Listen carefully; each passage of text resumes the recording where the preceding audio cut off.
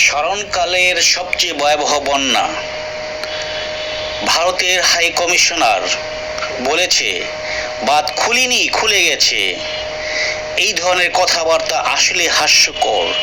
এতদিন বাঁধ খুলতে পারে নাই, এখন একা একাই খুলে যায়। এতদিন হাসিনা ট্রাক ভরে ইলিশ মাছ, আম পাঠিয়েছে, তাই বাঁধ খুলেনি। আসলে এতদিন এরা বাংলাদেশকে ভালোবাসে নাই, ভালোবাসছে হাসিনাকে।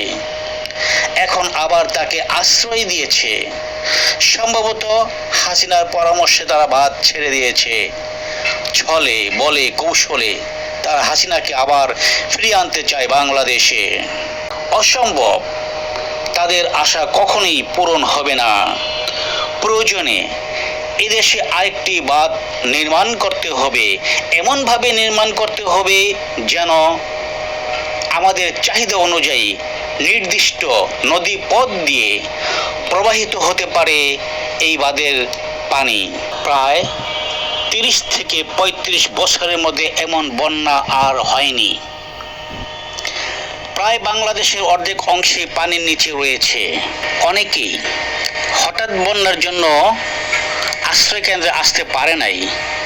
অনেকে টিনের চালের উপরে বাড়ির ছাদে আশ্রয় নিয়েছে।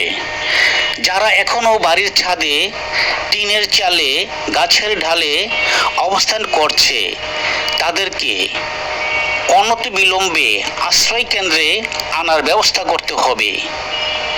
তাদের খাবারের জন্য সর্বস্তরের লোককে সাহায্য করতে হবে। যে যা পারেন কম বেশি সাহায্য করবেন।